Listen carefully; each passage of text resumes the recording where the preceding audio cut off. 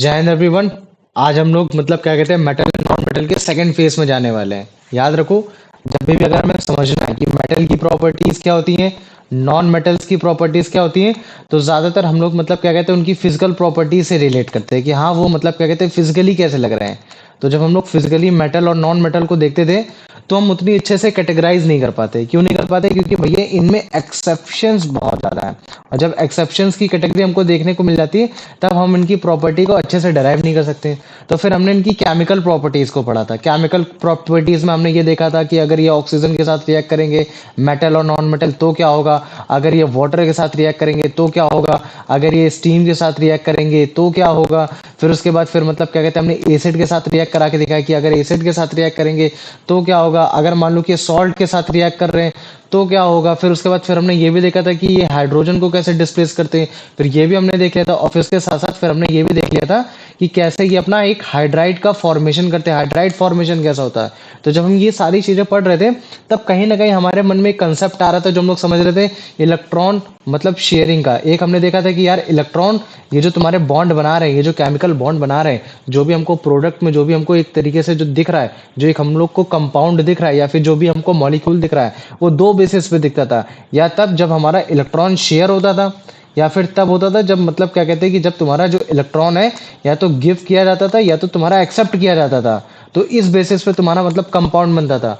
लेकिन अगर आज से मैं जो कॉन्सेप्ट बताने वाला हूँ इनके पीछे एक्चुअली में रीजन क्या होता है। जब मैं तुमसे बोलता था कि चलो ठीक है, मैं एक बार क्या करता हूँ कि मैं तुम्हारा मैग्नीशियम को तुम्हारा पानी में डालता हूँ, ऑक्सीजन में प्रोवाइड कराता हूँ या फिर इसके साथ रिएक्ट कराता हूँ, और एक बार मतलब क्या कहते हैं मैं तुम्हारा उसके साथ मतलब सोडियम के साथ रिएक्शन कराता हूँ, तो तुम्हें मालूम था कि भैया इनमें से सबसे ज्यादा रिएक्टिव तुम्हारा हमारा ये होता था, सोडियम होता था। आपका मैग्नीशियम इतना मेटल नहीं होता था कि आपका रिएक्टिव हो। तभी आप क्या करते थे कि जो आप रिएक्टिविटी सीरीज बनाते थे, पोटेशियम को सबसे ऊपर रखते थे, सोडियम को उसके नीचे, फिर आप कैल्शियम को, फिर आप मैग्नीशियम को, फिर उसके बाद आप मतलब कि एल्युमिनियम को, फिर आप उसके बाद जिंक को, फिर आप उसके बाद फिर मतलब क्या कहते हैं आयरन को, फिर आप लेड को, फिर आप उसके बाद पीबी को, फिर उसके बाद आप हाइड्रोजन को, फिर उसके बाद फिर आप रखते थे कॉपर को रखते थे, फिर आप मरकरी को रखते थे, फिर आप उसके बाद सिल्वर को रखते थे, फिर आप उसके बाद फिर मतलब गोल्ड को रखते थे।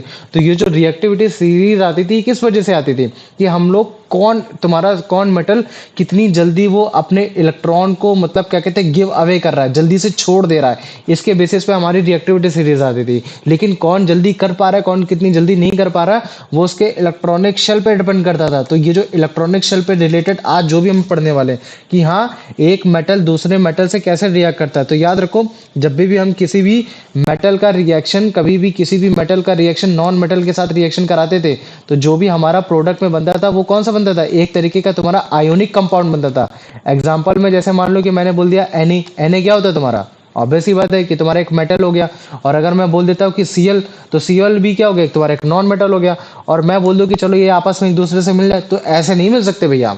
अगर ये नॉर्मल एटम होंगे तो ये नॉर्मल एटम के फॉर्म में नहीं मिलेंगे, ये तभी मिलेंगे जब इनमें आयंस होंगे। तो मुझे पता चलता था बाद में चल के कि हाँ भैया Na के ऊपर हम लोग हमेशा पॉजिटिव लिखते हैं, Cl के हमेशा मतलब क्या कहते हैं उसमें निगेटिव लिखते हैं। और जब इनके बीच में एक इलेक्ट्रोस्टैटिक फोर्स आता है या फिर जो इनके बीच में जो तुम्हारा क्या कहते हैं कि फोर्स ऑफ अट्रैक्शन आता है, इसकी वजह से तुम्हारा एक आयोनिक कंपाउंड बनता है जिसको हम लोग बोल देते हैं NaCl, कि हाँ ये जो कंपाउंड बना है जिसमें दो एटम है, एक है तुम्हारा Na के एटम्स हो गए, एक तुम्हारा Cl के एटम हो गए, या फिर मैं बोल सकता हूँ कि इसमें Na का एक एलिमेंट हो गया, एक Cl का एलिमेंट हो गया। तो ये जो कंपाउंड बन रहा है ये आयन की वजह से बन रहा है। और ये आयंस क्या है, ये तुम्हारे पॉजिटिव आयन और निगेटिव आयन, तो इनके बारे में हम लोग जानेंगे, है ना। तो ये कैसे हुआ, इसके पीछे फंडामेंटल कैसा आया, इसके बारे में जानना है। और हमें ये भी पता चल गया, हमें ये भी मालूम है कि भैया एक नॉन मेटल जब भी आपका दूसरे नॉन मेटल के साथ रिएक्शन कराता है तो फिर आपका क्या बनता है, फिर आपका बनता है एक तरीके से कोवेलेंट कंपाउंड बनता है। और वो कोवेलेंट कंपाउंड में कभी भी हम लोग मतलब क्या कहते हैं कि हम लोग इलेक्ट्रॉन्स को शेयर करके करते हैं, ना कि हम लोग एक दूसरे से गिव और टेक करके करते हैं। जैसे नॉन मेटल में मान लो कि मैं H2 की बात कर दे रहा, मैं ऑक्सीजन की बात कर दे रहा, और जब ये तुम्हारे एक साथ मिलते तब मैं क्या बना देता हूँ, तुम्हारा ये बना देता हूँ, मतलब कि वाटर बना देता हूँ। तो अगर तुम देखोगे हाइड्रोजन को, तो हाइड्रोजन में क्या हो रखा है, नॉन मेटल हो रखा है। ऑक्सीजन क्या होता है, नॉन मेटल होता है। तो ये नॉन मेटल जब बनते हैं तब तुम्हारे कोवेलेंट कंपाउंड बनाते हैं। और ये जो कोवेलेंट कंपाउंड होते हैं ये आपस में ये जो इनके इलेक्ट्रॉन थे ये ना तो गिव करके बने, ना तो मतलब क्या कहते हैं एक्सेप्ट करके बने। है ना। ये तुम्हारे यहाँ किस तरीके से बने, ये तुम्हारे केवल और केवल शेयर करके बने।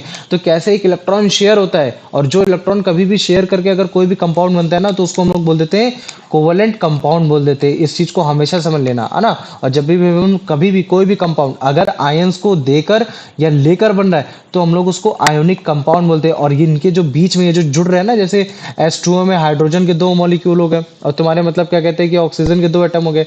तो ये जो आपस में जो मिल रहे हैं, इनके बीच में एक फोर्स ऑफ अट्रैक्शन हो रखा है। इस फोर्स ऑफ अट्रैक्शन की वजह से मिल रखे हैं। और ये फोर्स ऑफ अट्रैक्शन क्यों आता है, क्योंकि भैया मतलब क्या कहते हैं H पॉजिटिव होता है तुम्हारा, मतलब क्या कहते हैं ऑक्सीजन निगेटिव होता है। तो इसके बीच में ऐसा आ रहा है। और इस चीज को याद रख लेना, अगर मैं लिखता हूँ केवल हाइड्रोजन, तो हाइड्रोजन कैसा होता है, ये एक तरीके का तुम्हारा नॉर्मल एटम बोल रहा हूँ, कि नॉर्मल एटम भी बोल सकता हूँ, या फिर मैं इसको बोल सकता हूँ कि ये नॉर्मल एलिमेंट हो गया, कि मतलब इसमें कुछ भी ऐसा नहीं है। लेकिन अगर मान लो कि मैं H2 लिख देता हूँ, तो ये तुम्हारा इसको एलिमेंट नहीं बोलोगे, इसको क्या बोल दोगे, उसको तुम मॉलिक्यूल बोलोगे फिर, कि हाँ भैया ये एक हाइड्रोजन का मॉलिक्यूल है, जिसमें आपके दो हाइड्रोजन पाए जा रहे हैं। तो ये जो दो हाइड्रोजन है, ये जो आपस में एक दूसरे से मिलकर हो रखे हैं, ये कैसे हो रखे हैं, ये तुम्हारा मतलब क्या कहते हैं कि ये आपस में मतलब क्या कहते हैं कि इन्होंने अपने इलेक्ट्रॉन को शेयर करके बनाया है, या फिर इन्होंने गिव किया है, या फिर इन्होंने टेक किया है। तो फिर हमें पता चलेगा कि यार इन्होंने शेयर कर रखा है। तो ये जो S2 के जो मॉलिक्यूल बने, ये एक तरीके का कोवेलेंट मॉलिक्यूल हो रखा है। तो कोवेलेंट कंपाउंड भैया कोवेलेंट आवाज तुम, नहीं आ रही आपकी। अभी आवाज आ रही सबको, हाँ बारे। आ रही ना। तो ये कोवेलेंट हाँ कंपाउंड, भैया। ये कोवेलेंट मॉलिक्यूल ये कैसे बने, ये हमारे आने वाले आगे वाले सीरीज में पता चलेगा, ठीक है। तो अभी बस केवल इतना जानो कि कभी भी कोई भी मेटल जब भी किसी नॉन मेटल के साथ रिएक्ट करेगा, तो हमारा एक आयोनिक कंपाउंड बनता है ना, मतलब एक तरीके से आयोनिक बॉन्ड बनता है। और जब भी एक नॉन मेटल दूसरे नॉन मेटल के साथ रिएक्ट करेगा, तो वो तुम्हारा फिर कोवेलेंट से बॉन्ड नहीं आ बनेगा। रही। अच्छा, चलो ठीक है। अच्छा, अभी मुझे कोई बता सकता है, क्या कभी ऐसा पॉसिबल हो सकता है कि मेटल मेटल के साथ रिएक्ट कर जाए, मेटल तुम्हारा मेटल के साथ रिएक्ट करके कुछ बनाए, बताओ, ऐसा हो सकता है। हाँ भैया। नहीं नहीं हो हो सकता सकता। है। नहीं हो सकता है, क्यों, क्योंकि ये भी अपने इलेक्ट्रॉन देने की कोशिश कर रहा है, ये भी अपने इलेक्ट्रॉन देने की कोशिश कर रहा है ना। तो जिसकी वजह से कभी भी ऐसा नहीं होता। लेकिन नॉन मेटल के केस में हो जाता है। नॉन मेटल से मिलकर तुम्हारा वाटर बना सकता है, H2 + O2 भैया दोनों नॉन आवाज से आ मेटल रही है। बार बार। भैया एक सेकंड रुको। भैया कॉल। तो जो आर्यन तुमने ये बोला ना कि भैया पीछे वाले भी उसमें भी तो हो रहा था, नॉन मेटल के साथ रिएक्ट करके हो रहा था।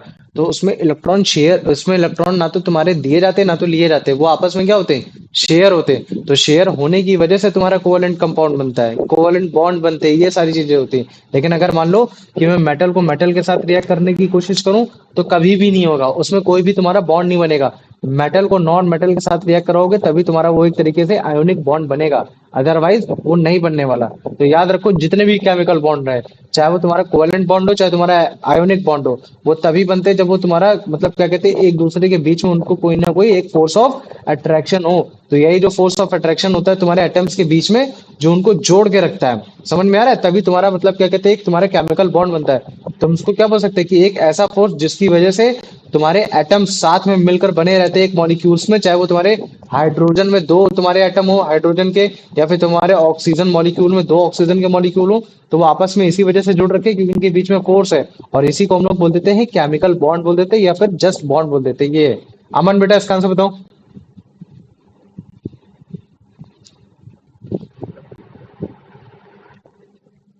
आर्यन। हाँ भैया। हम्म। What type of chemical compound is formed when the metal reacts with a non-metal? Covalent compound contain covalent bond. Ionic compound contain ionic bond. भैया ये वाला बी वाला। बी वाला, वेरी गुड, आ जाओ। अब यश इसका आंसर बताओ। What is the result when one non-metal reacts with another non-metal? भैया बी वाला। Hmm. It's form a covalent compound, very good. आ जाओ प्रणव, इसका आंसर बताओ।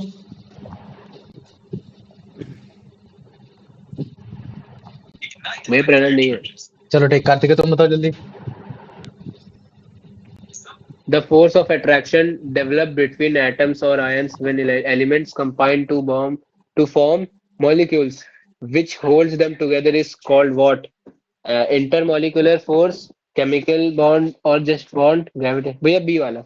बी वाला, वेरी गुड, है ना। तो देखो, अगर जैसे मान लो कि सिंपल से अभी हम लोग स्टार्ट करते हैं, जैसे मान लो कि मैं कभी भी मेटल को नॉन मेटल के साथ रिएक्ट कर रहा हूँ, तो मैं आयोनिक बॉन्ड बना रहा हूँ। तो ये आयोनिक बॉन्ड बन क्यों रहा है, ये आयोनिक कंपाउंड बन क्यों रहा है ना। मतलब कि NaCl के साथ जाना क्यों चाहता है, Na अपनी जगह है, क्या ही दिक्कत है उसको, Cl अपनी जगह है, क्या ही दिक्कत है उसको, ये आयोनिक बॉन्ड क्यों बना रहा है, मतलब कि NaCl क्यों बना रहा है। तो हमें मालूम है कि भैया ये जब भी जो नॉर्मल एटम होते हैं, ज्यादातर केस में तुम्हारे नॉर्मल एटम नहीं होते, ये मतलब काफी रिएक्टिव होते, और रिएक्टिव ये अपने आप को रखना नहीं चाहते, ये अपने आप को हमेशा स्टेबल करना चाहते हैं। तो स्टेबल करने की वजह से ही मतलब क्या कहते हैं, ये अपने आप को जोड़ लेते, NaCl बना लेते, भैया स्टेबल करना चाहते हैं। तो स्टेबल करने से होता क्या है, स्टेबल की प्रॉपर्टीज क्या होती है। तो अगर तुम्हें ये चीज समझना है तो सबसे पहले जानो कि स्टेबल का मतलब क्या होता है। क्योंकि जब भी हम लोग स्टेबल का मतलब समझते हैं तो वो तुम्हारा इनर्टनेस से आता है, और ये जो इनर्टनेस की जहां भी बात होती है वो तुम्हारे नोबल गैसेस से रिलेटेड बात होती है। क्योंकि अगर मैं बोलता हूँ कि चलो ठीक है, तुम्हारा यहाँ तुम्हारा सोडियम भी तुम्हारा इनर्ट हो गया, कैल्शियम भी तुम्हारा इनर्ट हो गया, तो वो इनर्ट होकर करना क्या चाहता है, वो तुम्हारे स्टेबल होकर वो किसके जैसा परफॉर्म करना चाहता है, किसके जैसा बनना चाहता है। तो देखो कभी भी अगर तुम नोबल गैसेस को अगर तुम ढूंढना चाहोगे पीरियोडिक टेबल में, तो इस तरीके से तुम्हारे मतलब क्या कहते हैं रो होते हैं, है ना, तुम्हारे इस तरीके से तुमको मतलब क्या कहते हैं कॉलम तुमको दिखाई देंगे, रो दिखाई देंगे, है ना। तो जैसे मान लो कि ये रो हो गया, 1 2 3 4 5 6 7 8, तो 18वें ग्रुप में जब तुम जाओगे ना, तो 18वें ग्रुप में तुमको मिलेगा मतलब क्या कहते हैं नोबल गैसेस मिलेंगे। और नोबल गैसेस के अगर मैं तुमको एग्जांपल ले लूं, तो जैसे होता है तुम्हारा हीलियम हो जाता है, जैसे मान लो कि मैं बोल देता हूँ कि तुम्हारा नियॉन हो जाता है, जैसे तुम्हारा ऑर्गन हो गया, ये इसी सीरीज में रहेगा, इस चीज को याद रखना। हीलियम हो गया, नियॉन हो गया, ऑर्गन हो गया, क्रिप्टॉन हो गया तुम्हारा, फिर उसके बाद मान लो कि तुम्हारा जेनॉन हो गया, फिर ये रेडॉन हो गया, ठीक है, ये रेडॉन हो गया। तो ये जितने भी अभी मैंने तुमको ये नोबल गैसेस बताए, इन नोबल का मतलब यही है कि तुम्हारे रिएक्ट नहीं करते, ये मतलब एकदम स्टेबल रहते, इनको किसी से फर्क ही नहीं पड़ता। अगर मैं इनको हीट दूं तो भी कोई फर्क नहीं पड़ने वाला जल्दी से, मतलब कि ज्यादा हीट ना दूं, बस ये कि अगर मान लो कि इनके बगल में अगर मैं क्लोरीन ले आऊं, या फिर इनके बगल में हाइड्रोजन ले आऊं, इनके बगल में अगर मैं पोटेशियम ले आऊं, इनके बगल में सोडियम ले आऊं, तो ये जितने भी तुम्हारे गैसेस में देख पा रहा हूँ, इन गैसेस को कुछ भी फर्क नहीं पड़ता। तो ये मतलब कैसे हो रखे, ये एकदम स्टेबल हो रखे, ये एकदम इनर्ट हो रखे, मतलब कि इनको कुछ भी फर्क नहीं पड़ता। तो ना सारे के सारे जितने भी मेटल होते हैं, नॉन मेटल होते हैं, जो भी तुम्हारे 118 एलिमेंट में पाए जाते हैं, वो सब के सब मतलब क्या कहते हैं ये नोबल गैस जैसा बनना चाह रहा है। क्योंकि कोई भी अपने आप को रिएक्टिव नहीं देखना चाहता, सब अपने आप को स्टेबल देखना चाह रहे हैं। तो ये कैसे हो पाते हैं, तो ये इनके ऊपर ऐसी क्या क्वालिटी है कि ये बड़े आराम से हो पा रहे हैं। तो फिर हम क्या करते हैं, इनका हम लोगों को 9th क्लास में इलेक्ट्रॉनिक मतलब क्या कहते हैं कन्फिग्रेशन पढ़ाया गया होगा। तो अगर जैसे मान लो कि मैं सिंपल से अगर मैं हीलियम की बात करता हूँ, तो हीलियम का जो एटॉमिक नंबर होता है वो होता है 2। और अगर मैं इसका इलेक्ट्रॉनिक कॉन्फ़िगरेशन करूं, तो पहली शेल होती के, तो ये के में क्या आता है, तुम्हारे दो ही आते हैं, तो दो हो गया, काम खत्म। चलो ठीक है, मैंने ये हीलियम का लिख दिया। अब मैं बात कर देता हूँ नियॉन की, बात कर देता हूँ, तो नियॉन का जो एटॉमिक नंबर होता है वो होता है तुम्हारा 10। अब अगर मान लो कि मैं इसका इलेक्ट्रॉनिक कॉन्फ़िगरेशन करता हूँ, तो इसमें क्या आएगा तुम्हारा के और एल, क्यों, क्योंकि जो तुम्हारा दो के बाद क्या आएगा तुम्हारा 8 आएगा। ये इलेक्ट्रॉनिक कॉन्फ़िगरेशन आता है कि नहीं आता, पहले मेरे को बताओ इतना। आता है भैया, आता आता है ना। तो हाँ जैसे हाँ मान लो कि अगर मैं कोई भी एटम बनाता हूं, तो एटम के बीच में होता है न्यूक्लियस, इसके बीच में शेल होती है के एल एम एन, और इन शेल्स में मतलब क्या कहते हैं कितने इलेक्ट्रॉन मैक्सिमम आते हैं उसके बारे में बात होती है। जैसे इसमें जो तुम्हारा होगा वो तुम्हारे 2 होंगे, इसमें जो होगा तुम्हारे 8 होंगे, इसमें जो होगा तुम्हारा 18 होगा। इस तरीके से जो मतलब क्या कहते हैं कि इस तरह से शेल तुम्हारे बढ़ते जाते हैं। अगर तुम्हें याद हो तो 2n² कुछ इस तरीके करके तुमने एक फॉर्मूला पढ़ रखा था ये। तो अगर मान लो कि मैं नियॉन की बात करता हूँ, तो नियॉन का एटॉमिक नंबर होता है 10। इसका इलेक्ट्रॉनिक कॉन्फ़िगरेशन करूंगा तो मुझे पता चलता है कि इसके एल उसमें मतलब क्या कहते हैं 8 आ जाते हैं। चलो ठीक है।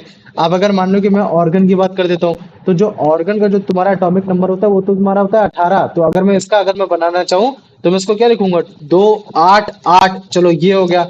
फिर अगर मान लो कि मैं ऑर्गन के बाद क्रिप्टॉन को लिखता हूँ, तो जो क्रिप्टॉन का जो नाम सिंबल होता है उसको मैं के आर से लिखता हूँ। इसका जो एटॉमिक नंबर होता है वो होता है 36 होता है। तो अगर मैं इसका अगर मैं बनाना चाहूँ, तो क्या होगा तुम्हारा 2 8 18 8, इस तरीके से हो जाएगा। चलो ठीक, वेरी गुड।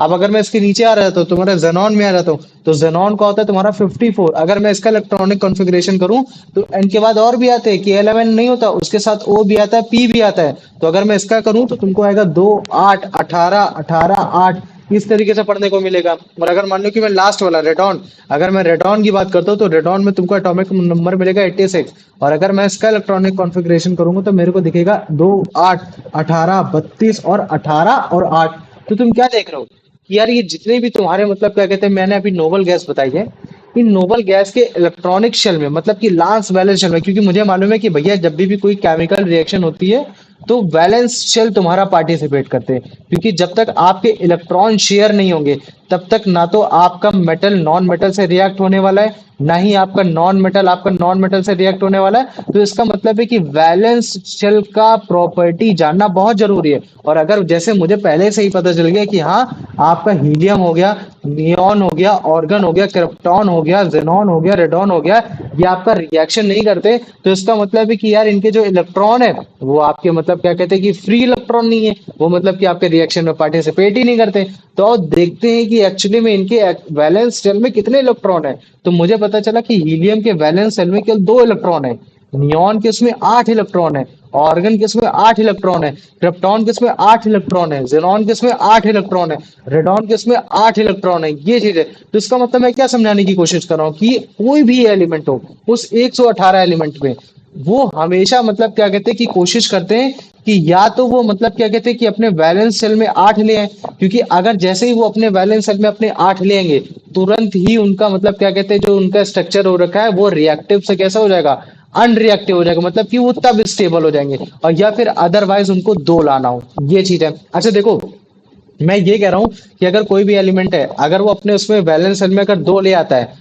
तो उसको 2 तभी लाना होगा जब उसके वैलेंस सेल के सेल में आ रहा हो। याद रखो, अगर मैं तुमसे बोल दूं ना कि हाँ चलो ठीक है तुम्हारे लास्ट के इलेक्ट्रॉनिक शेल में तुम्हारे 2 तो आ रहे हैं लेकिन वो तुम्हारे एन में आ रहे हैं, तो बिल्कुल नहीं, ऐसा पॉसिबल नहीं है।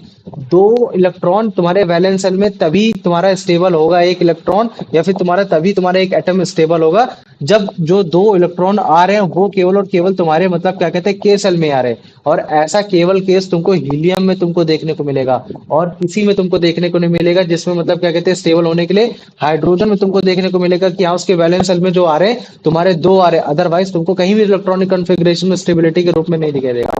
अदरवाइज जितने भी एटम हो, जितने भी एलिमेंट हो रखे हैं ये 118 एलिमेंट में, तो वो सारे के सारे अगर तुम देखोगे तो ये सब के सब कोशिश करते हैं कि यार उनके वैलेंस सेल में लास्ट में 8 इलेक्ट्रॉन आ जाए। क्या आ जाए? लास्ट में 8 इलेक्ट्रॉन आ जाए। फिर वो भले चाहे उनके एल सेल में आए, चाहे वो उनके एम सेल में आए, चाहे उनके ओ सेल में आए, चाहे उनके पी सेल में आए, तो ये हमेशा करने की कोशिश करेंगे। क्यों? क्योंकि उनको भी भैया अनरिएक्टिव होना है किसी भी तरीके से, मतलब कि उनको स्टेबल होना है, उनको रिएक्टिव नहीं होना है। तो अगर मान लो कि मैं बोल देता हूं कि कोई भी एक ऐसा एलिमेंट था, जैसे मान लो कि मैं सोडियम की बात कर देता हूं अभी रटाने के लिए, अभी इसके बारे में और अच्छे से बताऊंगा। मान लो कि मैं सोडियम की बात कर देता हूं, तो सोडियम का अगर मैं इलेक्ट्रॉनिक कॉन्फ़िगरेशन करूंगा तो इसका जो एटॉमिक नंबर होता है कितना होता है? 11 होता है। 11 नंबर के हिसाब से कितना हो जाएगा? 2 8 1 हो जाएगा। तो इसके लास्ट में वैलेंस सेल में कितना आ रहा है? 1 आ रहा है, मतलब कि अनरिएक्टिव है, मतलब ये रिएक्ट करेगा तो इसका मतलब इसको हटना चाहिए, इसको अपने आप को स्टेबल करना है। तो स्टेबल करने के लिए क्या करेगा? ये अपने इस इलेक्ट्रॉन को गिव अप कर देगा, हटा देगा। तो ये जैसे ही हटा देगा तो इसका मतलब क्या है कि यार अब जो इसका इलेक्ट्रॉनिक कॉन्फ़िगरेशन हुआ, जो कभी 2 8 1 हुआ करता था, अब 2 8 1 नहीं होगा, अब कितना हो जाएगा? 2 8 हो जाएगा। और मुझे बताओ एक्चुअली में 2 8 किसका इलेक्ट्रॉनिक कॉन्फ़िगरेशन हो रखा है? वो तो तुम्हारा नियॉन का हो रखा है। तो इसका मतलब है कि इस समय जो तुम्हारा सोडियम हो रखा है किसके जैसा मिमिक करेगा? तुम्हारे नियॉन जैसा मिमिक करेगा, मतलब कि नियॉन जैसी प्रॉपर्टी रखेगा। ये तो मतलब नियॉन जैसा वो अनरिएक्टिव हो जाएगा। तो मुझे बताओ इतना समझ में आ गया ना? तुम उसको ये नहीं बोलोगे कि तुम्हारा जो सोडियम है वो तुम्हारा क्रिप्टॉन जैसा करेगा। क्यों? क्योंकि अगर तुम क्रिप्टॉन का इलेक्ट्रॉनिक कॉन्फ़िगरेशन देखोगे तो वो होता है तुम्हारा 2 8 18 8 होता है, लेकिन यहाँ तुम्हारे सोडियम ने कैसा अपने आप को स्टेबल करने की कोशिश की? With the help of 2 8 electronic configuration. और 2 8 इलेक्ट्रॉनिक कॉन्फ़िगरेशन तुम्हारा केवल नियॉन का होता है, जिसकी वजह से वो अपने आप को स्टेबल कर पा रहा है। तो इस चीज को याद रख लेना, जितने भी तुम्हारे एलिमेंट है 118 एलिमेंट में, सब के सब ये तुम्हारे मतलब क्या कहते हैं नोबल गैस के मतलब इलेक्ट्रॉनिक कॉन्फ़िगरेशन को पाने की कोशिश कर रहे हैं, क्योंकि वो भी अपने आप को स्टेबल करना चाहते हैं। तो या तो वो अपने स्टेबल होने के लिए लास्ट में 8वां इलेक्ट्रॉन ले आए, फिर वो भले चाहे वो अपने एल शेप एल उसमें लाए, इलेक्ट्रॉनिक शेल में एम लेकर आए, एन लेकर आए, ओ लेकर आए या पी लेकर आए, है ना? लेकिन वो कभी भी के शेप में नहीं ला सकते, क्योंकि अगर के मिलाना है तो वो केवल 2 ही के थ्रू अपना स्टेबल कर सकते हैं। अदरवाइज उनको एल में लाए, चाहे एम में लाए, चाहे एन में लाए, चाहे ओ में लाए, चाहे पी में लाए, अगर वो एल में ला रहे होंगे तो वो नियॉन जैसा बिहेव करेंगे, अगर वो एम में ला रहे होंगे तो वो ऑर्गन जैसा बिहेव करेंगे, अगर वो मतलब एन में लेकर आ रहे होंगे तो वो तुम्हारा क्रिप्टॉन में जैसा बिहेव करेंगे, अगर ओ में ला रहे होंगे तो वो तुम्हारा जेनॉन जैसा बिहेव करेंगे, और अगर वो पी में ला रहे होंगे तो वो तुम्हारा रेडॉन जैसा बिहेव करेंगे। तो मुझे बताओ इतना समझ में आ गया कि नहीं आ गया जो मैंने अभी तुमको बताने की कोशिश की? बताओ मुझे, इतना आ गया सबको? ठीक है। तो अच्छा देखो, मैं बोलता हूँ कि चलो ठीक है, कोई भी एक एलिमेंट है, इसके उसमें मतलब क्या कहते हैं ये कंप्लीट हो गया, इलेक्ट्रॉनिक शेल कंप्लीट हो गया, बैलेंस हो गया, मतलब कि स्टेबल हो गया। तो ये कैसे स्टेबल हुआ? इसके लास्ट में इलेक्ट्रॉन 8 है या फिर इसके लास्ट में इलेक्ट्रॉन 2 है? तो तुम क्या बोलते हो भैया इसके लास्ट में इलेक्ट्रॉन 8 है, तो मैं इसको क्या बोल सकता हूँ, ऑक्टेट ऑफ भी बोल सकता हूँ। क्या बोल सकता हूँ इसको? Octet of electron. कि हाँ जो आपका सोडियम है, सोडियम के लास्ट वैलेंस सेल मतलब कि तुम्हारे EL सेल में तुम्हारे ऑक्टेट ऑफ इलेक्ट्रॉन आ गए, जिसकी वजह से ये आपका बैलेंस हो गया। और अगर जैसे मान लो कि कोई भी एक, अगर मान लो कि एलिमेंट ले लेता हूँ जैसे हाइड्रोजन हो गया, तो अगर मान लो कि बोल देता हूँ कि हाइड्रोजन के लास्ट में अगर 2 आ गए, तो अगर मैं 2 की या हीलियम की बात कर देता हूँ या लिथियम की बात कर देता हूँ, लिथियम के उसमें अगर मान लो कि 2 आ गए, तो 2 आने का मतलब क्या है कि भैया उसका ऑक्टेट नहीं कंप्लीट हुआ। ऑक्टेट का मतलब 8 होता है, तुम क्या बोलोगे? इसका डुप्लेट ऑफ इलेक्ट्रॉन कंप्लीट हुआ। तो अगर किसी भी अगर इस तरह से वर्ड आ जा रहा है, डुप्लेट ऑफ इलेक्ट्रॉन अगर उसके वैलेंस सेल में आ रहा है, या फिर तुम्हारा ऑक्टेट ऑफ इलेक्ट्रॉन उसके वैलेंस सेल में आ रहा है, तो वो अपने आप को स्टेबल कर लेगा। क्यों? क्योंकि ये सारी प्रॉपर्टी किसकी होती है? नोबल गैस की प्रॉपर्टी। तो नोबल गैस कभी भी किसी भी एलिमेंट है या फिर किसी भी अदर नॉन मेटल या मेटल से रिएक्ट नहीं करता है। अभी बस केवल इतना जानो, फिर उसके बाद फिर हम लोग और आगे सीरीज में जाएंगे कि ये ऐसा होता क्यों है, इसके पीछे कॉज क्या है, केमिकल बॉन्डिंग का, ये सारी चीजें। तो मुझे बताओ इतना समझ में आ गया कि नहीं आ गया, या इसमें किसी को कोई डाउट है? आ गया भैया। आ गया ना? ठीक, वेरी गुड। अच्छा मेरे को कोई बता सकता है इसको देखकर कि ये जो वैलेंस सेल है, वैलेंस, चलो अभी इलेक्ट्रॉनिक डॉट कॉन्फ़िगरेशन इसके बारे में भी तुमको दिखा देंगे ये होता क्या चीज है ना। इसको देखो, ये क्या है?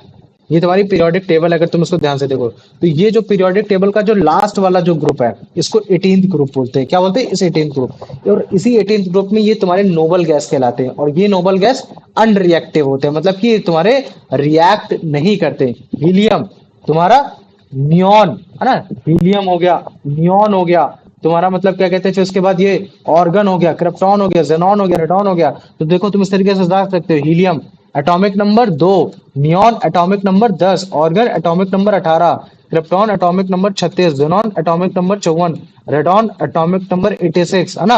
और ये तुम्हारा है, तुम्हारा मतलब कि इसको अननोन की कैटेगरी में डाला गया कि अगर कोई अननोन होगा तो हम कुछ इस तरीके से उसको डाल देंगे, ये हो गया ठीक। तो ये सारे तुम्हारे नोबल गैस हो गई। नोबल गैस क्यों बोला जाता है? क्योंकि ये इनर्ट होती है, मतलब कि ये आपकी रिएक्ट नहीं करती है, कभी भी किसी भी मेटल के साथ या एलिमेंट के साथ कभी भी कंपाउंड नहीं बनाती, एकदम फ्री रहती। इनमें कोई भी तुमको केमिकल बॉन्ड नहीं देखने को मिलेगा। इनके जो आउटर मोस्ट इलेक्ट्रॉन होते हैं वो तुम्हारे केमिकल रिएक्शन में पार्टिसिपेट नहीं करते, क्योंकि हमें मालूम है कि भैया केमिकल रिएक्शन में केवल आपके इलेक्ट्रॉन पार्टिसिपेट करते हैं। तो अगर ये अनरिएक्टिव है तो इसका मतलब है कि इनके जो आउटर मोस्ट में जो इलेक्ट्रॉन है वो तुम्हारे पार्टिसिपेट नहीं करते। तो आओ चेक कर लेते हैं कि इसका मतलब है कि इनके इलेक्ट्रॉनिक अरेंजमेंट कैसा हो रखा है, कि हाँ मतलब क्या कहते हैं कि तुम्हारा इनमें पार्टिसिपेट नहीं कर रहे। तो हमें पता चला हीलियम के तुम्हारा जो लास्ट वैलेंस सेल में जो इलेक्ट्रॉन है वो तुम्हारे केवल 2 है। नियॉन में कितने? वो तुम्हारे 8 है। तुम्हारे ऑर्गन में कितने? वो तुम्हारे केवल 8 है। तुम्हारे क्रिप्टॉन में कितने? उसमें भी केवल कितने? उसमें 8 है। तुम्हारे जेनॉन में कितने? उसमें भी केवल 8 हो रखे हैं। तुम्हारे रेडॉन में कितने हो रखे? उसमें भी तुम्हारे 8 हो रखे हैं। तो इसका मतलब है कि भैया अगर मान लो कि एल में, अगर किसी की इलेक्ट्रॉनिक सेल में अगर एल में 8 आ रहा है तो वो नियॉन जैसा बिहेव करके अपने आप को स्टेबल कर लेगा। अगर ऑर्गन के उसमें आ रहा है तो मतलब कि अगर एम शेल में आ रहा है 8 करके, वो अपने आप को ऑर्गन जैसा वो स्टेबल कर लेगा। एन में आ रहा है 8, तो इसका मतलब है कि वो मतलब क्रिप्टॉन जैसा अपने आप को वो कर लेगा।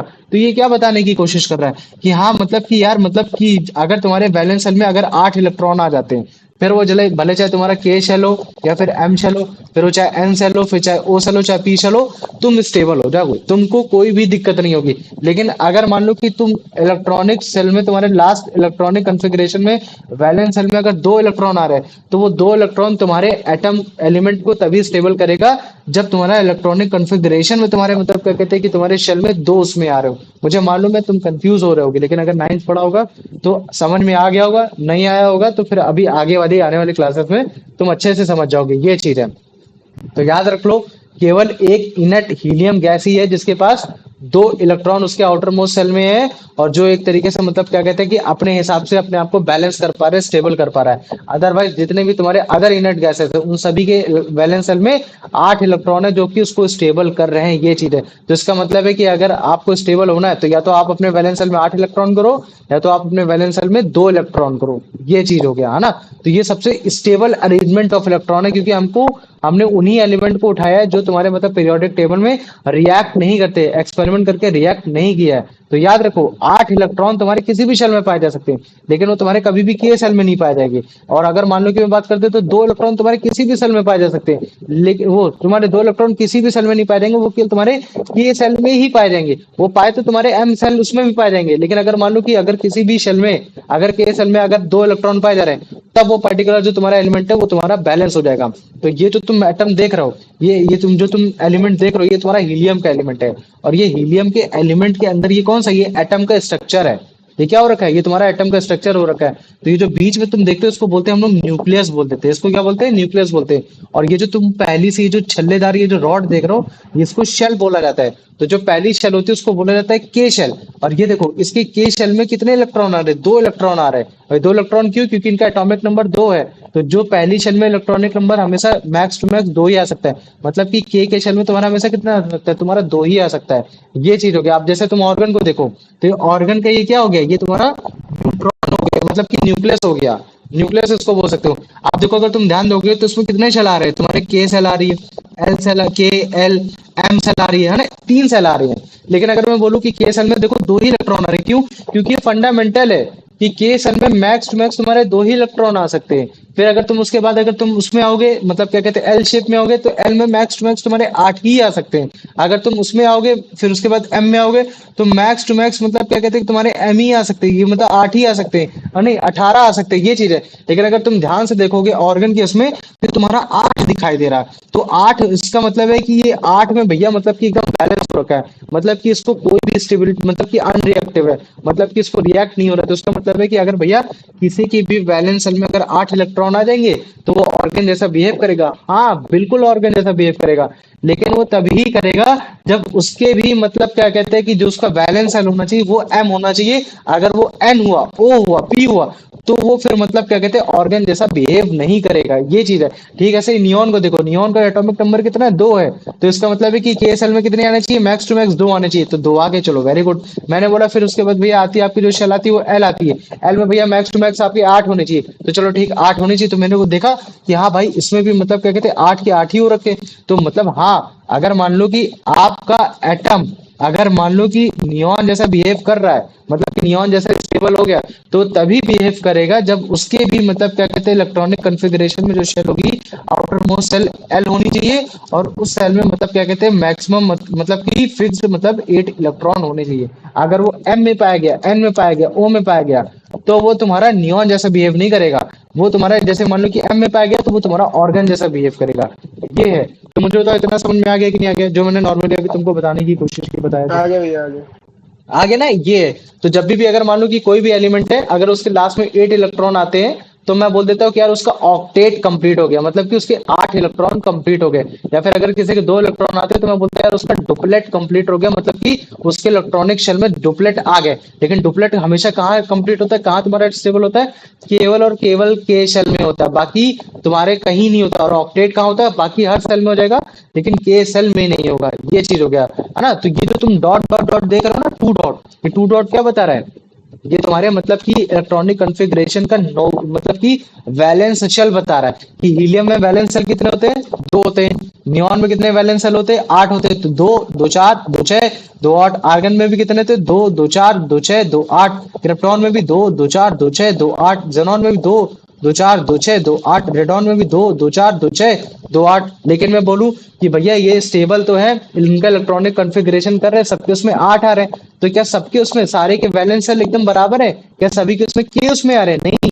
के का भैया केवल हीलियम में आ रहा है। अच्छा सबके उसमें एल में आ रहे होंगे, नहीं भैया एल में सबके उसमें नहीं आ रहे, केवल आपके नियॉन में आ रहा है। अच्छा फिर एम के उसमें सब में आ रहे हैं, नहीं भैया एम में केवल आपका मतलब क्या कहते हैं ऑर्गन का उसका आ रहा है। अच्छा एन में सब क्या आ रहा है, नहीं एन में केवल आपका क्रिप्टॉन का आ रहा है। फिर इस तरीके से ओ, अच्छा ओ केवल जेनॉन का आ रहा है। अच्छा मतलब पी केवल रेडॉन का आ रहा है। ये तो हो सकता है इनके इलेक्ट्रॉनिक कॉन्फ़िगरेशन में डुप्लेट तुम्हारा हीलियम में आ रहा हो, बाकी सब में मतलब क्या कहते हैं ऑक्टेट कंप्लीट हो रहा हो। लेकिन इनके जो ऑक्टेट जो कंप्लीट हो रहे, जो वैलेंस शेल कंप्लीट हो रहे हैं, वो डिफरेंट डिफरेंट शेल में कंप्लीट हो रहे हैं। तो डिफरेंट डिफरेंट शेल के बेसिस पे बताया जाता है कि हाँ अगर कोई सोडियम अगर मान लो कि तुम्हारा कंप्लीट कर लिया, उसने ऑक्टेट बना लिया, 8 बना लिया, तो वो किसके जैसा बिहेव करेगा वो इस चीज पे मैटर करता है कि उसका वैलेंस सेल किस में पाया जा रहा है। अगर वैलेंस सेल उसका के में पाया जा रहा है तो के में तो पॉसिबल नहीं होता, एल में पाया जा रहा है तो हाँ एल में अगर पाया जा रहा है तो वो तुम्हारा नियॉन जैसा बिहेव करेगा। और उसको रटाने के लिए बच्चे क्या बोलते थे, टीचर क्या बोलते थे कि कोई जिसके जो पास में है वो उसके पास में चला जाएगा। ये नहीं होता है, ठीक है। असल में उसका इलेक्ट्रॉनिक कॉन्फ़िगरेशन चेक किया जाता है, तो इलेक्ट्रॉनिक कॉन्फ़िगरेशन के बेसिस पे देखा जाता है कि वो किसके जैसा बिहेव कर रहा है। अदरवाइज अगर जैसे मान लो कि अगर मैं तुमको ये दिखाता हूँ, ये इलेक्ट्रॉनिक वेल दिखाता हूँ, तो तुमको ये रटाया गया होगा कि अच्छा देखो सोडियम जब भी स्टेबल होगा तो अपने सबसे पास वाले उसकी उसमें होगा, मतलब क्या कहते हैं कि नोबल गैस में होगा।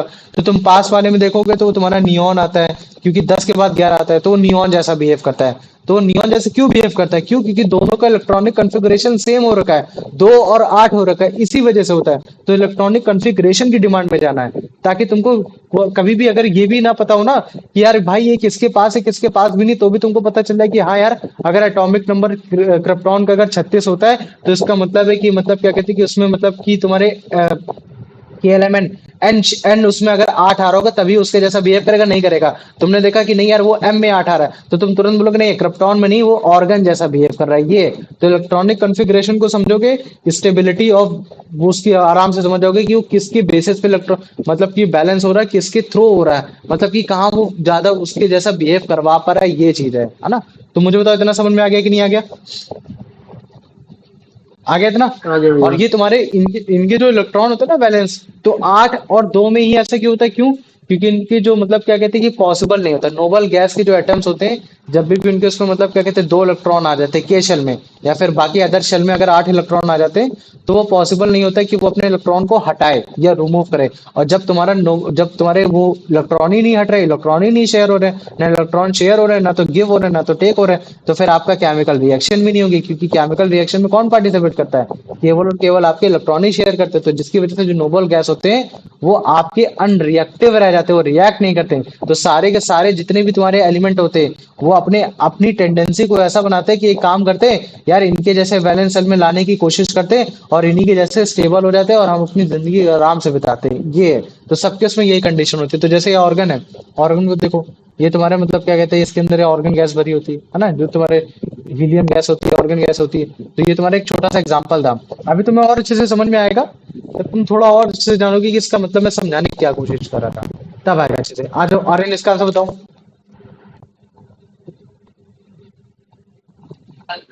मेरे भी आ रहे नहीं है। चलो ठीक है, यश तुम बताओ।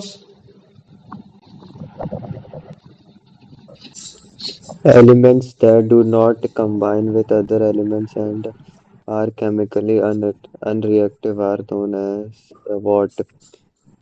Homogeneous alkyl metal noble gases. Noble gases.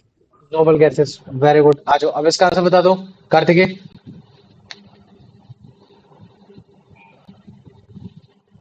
In the context of the periodic table, the element helium, neon, argon, krypton, xenon, and radon belongs to which group? Group 1, Group 2, Group 17, Group 18.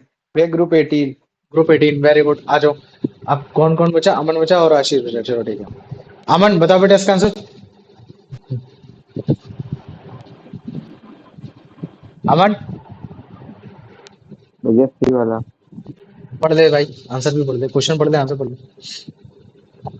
Their electron arrangements are very stable, prevents outermost electrons from taking part in reaction. Very good, है ना, ये हो गया। आ जाओ। अब यहाँ मुझे इसका आंसर बता दो कि अगर मैं इलेक्ट्रॉन, अगर कितने इलेक्ट्रॉन होते तुम्हारे मतलब क्या कहते हैं नोबल गैस के, अगर मैं हीलियम को हटा दूं, हीलियम को हटा के बाकी जितने भी तुम्हारे मतलब क्या कहते हैं कि नोबल गैसेस हैं उनके वैलेंस सेल में कितने इलेक्ट्रॉन होते हैं, 2 होते हैं, 6 होते हैं, 8 होते हैं, 18 होते हैं, बताओ। Hello.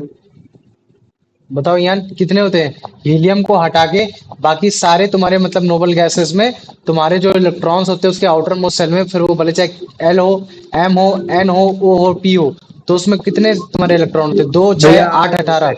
8 होते हैं, वेरी गुड, है भैया ना, ये सी हो वाला गया। 8 होता है। सी होते हैं। आ जाओ यश, इसका आंसर बताओ। What is the atomic number and electronic configuration of the noble gas neon? Uh, भैया ये बी वाला। नियॉन का इलेक्ट्रॉनिक कॉन्फ़िगरेशन कितना होता है?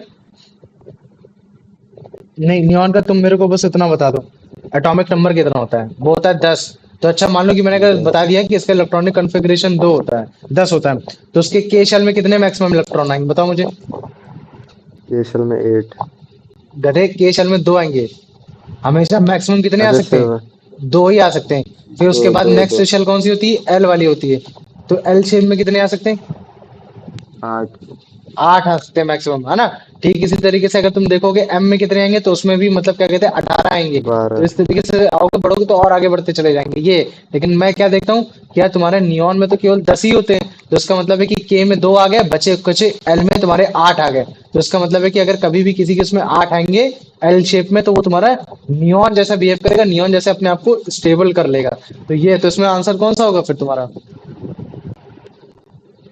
सी वाला। क्या होगा? सी वाला सी सी वाला वाला होगा। वेरी गुड, आ जाओ। अब इसका आंसर बता दो Kartikeya. Which of the following is true about inert gas? They radially form ionic bonds with metals. They form strong covalent bonds with non-metals. They form chemical bonds easily with most elements. They do not form chemical bonds. ये D वाला. D वाला। Very good, है ना? ये हो गया। आ जाओ, अब इसका आंसर बता दो अमन, कि कितने इलेक्ट्रॉन प्रेजेंट होते हैं तुम्हारे हीलियम के आउटर शेल में? कितने इलेक्ट्रॉन प्रेजेंट होते हैं? बता भाई। आर्यन, वो अमन अमन भैया अमन। 8। नहीं, हीलियम का एटॉमिक नंबर कितना होता है? 2 होता है। कितना होता है? 2 होता है। तो अगर मैं इसका इलेक्ट्रॉनिक कॉन्फ़िगरेशन करूंगा तो क्या करूंगा? के शेल में मैक्सिमम कितने आ सकते हैं? 2। के शेल में कितने कितने आएंगे मैक्सिमम? के सेल में मैक्सिमम 2 आएंगे, और भैया अगर 2 के 2 पूरे खर्च हो गए, तो इसका मतलब है कि के सेल में मैक्सिमम आउटर सेल में इसके 2 इलेक्ट्रॉन आ रहे हैं। तो क्वेश्चन यही पूछ रहा है कि मुझे बताओ कि हीलियम के आउटर मोस्ट सेल में कितने इलेक्ट्रॉन पाए जाते हैं? तो तुम उसका चेक कर रहे हो कि यार चेक करने पे ये पता चल रहा है कि उसका आउटर मोस्ट इलेक्ट्रॉन 2 आ रहे हैं, किस सेल में? के सेल में आ रहे हैं। तो फिर इसका आंसर क्या हो जाएगा? 2। 2 हो जाएगा। Very good. आ जाएगा, अभी रट जाएगा, जब क्लास जब तक कंप्लीट होगी सारा रट जाएगा ये। अब आ जाओ यार, मुझे इसका आंसर बताओ कि अगर मान लो कि अगर किसी को भी हीलियम के अलावा अगर मान लो कि बैलेंस करना है, स्टेबल करना है, तो उसमें कितने इलेक्ट्रॉन होने चाहिए उसके आउटर मोस्ट शेल में? 2, 4, 6, 8? भैया आउटर सेल भैया 2। 2 तो तब होना चाहिए जब हीलियम होना चाहिए। अब क्वेश्चन लिख रखा है कि मुझे बताओ कि अगर कोई एक इनर्ट गैस है जो हीलियम के अलावा है, अच्छा तो उसके आउटर भैया मोस्ट एटम में कितने इलेक्ट्रॉन पाए जाएंगे? 8 ही होती है फिर। 8 ही होते हैं। लेकिन जरूरी नहीं भैया, किसी में एल में भी पाए जा सकते हैं, किसी में एम में भी पाए जा सकते हैं, किसी में हाँ एन भैया। में भी पाए जा सकते हैं, किसी में ओ में भी पाए जा सकते हैं, किसी में पी में भी पाए जा सकते हैं। अगर किसी में एल में पाए जा रहे हैं तो भैया आपका नियॉन होगा, अगर एम में पाए जाएंगे तो वो आपका ऑर्गन होगा। फिर अगर आप इस तरह से नीचे जाओगे जाओगे जाओगे तो फिर वो अलग अलग होता चला जाता है ये। आ जाओ, अब इसका आंसर बता दो Kartikeya. What is generally considered to be the most stable arrangement of electrons in the outermost shell of an atom, excluding helium? Uh, what is generally considered? Having 8 electrons. Having 8 electrons. Very good. 2 भी हो सकते हैं, है ना? लेकिन यहाँ excluding हाँ. Helium लिख दिया, तो अगर कहीं 2 भी लिखा तो भी वो आंसर नहीं होता, क्योंकि हमको हीलियम वाला नहीं बताना, अदर देन हीलियम बताना। तो अदर देन हीलियम के लिए तुम्हारे 8 ही होने चाहिए। यश, इसका आंसर बताओ। सेम क्वेश्चन है, ठीक है? एक मिनट। सेम क्वेश्चन है, ठीक है? यही है। व्हाट आ इज जाओ, इसका आंसर बताओ, अच्छा, इसका answer. what term is used to describe the state of having 8 electrons in the outermost shell and uh, via valency? हम्म। अगर मान लो कि किसी के आउटर मोस्ट सेल में अगर 8 इलेक्ट्रॉन है, फिर वो चाहे आपके एल में हो, एम में हो, एन में हो, ओ में हो, चाहे पी में हो, तो मैं उसको क्या बोल सकता हूँ कि यार उसका डुप्लेट कंप्लीट हो गया, ऑक्टेट कंप्लीट हो गया, या फिर तुम्हारा बैलेंस कंप्लीट हो गया, या फिर तुम्हारा इनट कंप्लीटनेस हो गया। मतलब कि जिसमें 8 इलेक्ट्रॉन आते हैं लास्ट में, उस वाले शेल्स को हम क्या बोल सकते हैं कि उसका ऑक्टेट कंप्लीट हो गया, डुप्लेट कंप्लीट हो गया? बताओ। अमन, तुम बताओ बेटा इसका आंसर।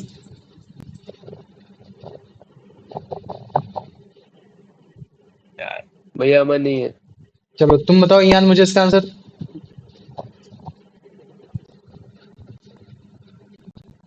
भैया सी। चलो तुम मुझे तो करते ऑक्टेट।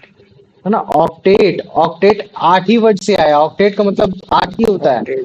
दो का हाँ मतलब भैया। डुप्लेट का मतलब दो होता है। तो क्वेश्चन यही बोल रहा है कि अगर मान लो कि किसी के एटम में अगर आउटर मोस्ट सेल में अगर 8 इलेक्ट्रॉन आ रहे हैं तो मैं बोल सकता हूँ कि हाँ उसका ऑक्टेट कंप्लीट हो गया। अगर दो आ रहे हैं तो मैं बोल सकता हूँ कि उसका डुप्लेट कंप्लीट हो गया। और जब भी मैं बोलता हूँ कंप्लीट हो गया तो उसका मतलब है कि वो स्टेबल हो गया। बस हमें ये चेक करना है कि किस शेल में हुआ। अगर उसका डुप्लेट कंप्लीट होकर अगर वो स्टेबल हो रहा है तो एकमात्र केवल के ही सेल में हो सकता है। और अगर ऑक्टेट कंप्लीट होकर वो स्टेबल हो रहा है तो एल में भी हो सकता है, एम में भी हो सकता है, एन में भी हो सकता है, ओ में भी हो सकता है और वो पी में भी हो सकता है। अगर एल में हो रहा होगा तो वो तुम्हारा नियॉन जैसा बिहेव करेगा, एम में हो रहा होगा तो तुम्हारा ऑर्गन जैसा बिहेव करेगा। इस तरह से नीचे आते चले जाओगे तो अलग अलग उसमें करेगा। ये आ जाओ, आप इसका आंसर बता दो। इसका आंसर बताओ। यश।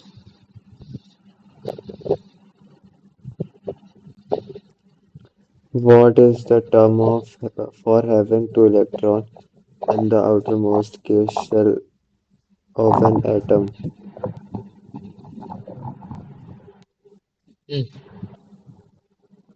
मान लो कोई भी एटम है, The अगर out उसके शेल में अगर दो इलेक्ट्रॉन पाए जाते हैं तो मैं उसको क्या बोल सकता हूँ कि उसका ऑक्टेट कंप्लीट हो गया, या उसका शेल स्टेबिलिटी हो गई, या फिर डुप्लेट कंप्लीट हो गया, या फिर तुम्हारा नोबल स्ट्रक्चर हो गया वो। duplet. हाँ, डुप्लेट हो गया। Very good. आ जाओ, अब इसका आंसर बता दो। यान तुम मुझे बताओ कि इनमें से कौन सी ऐसी नोबल गैस है जिसका डुप्लेट कंप्लीट हो जाता है अगर उसके वैलेंस शेल में अगर दो इलेक्ट्रॉन आ जाते हैं। वो तुम्हारा नियॉन है, ऑर्गन है, क्रिप्टॉन है, हीलियम है।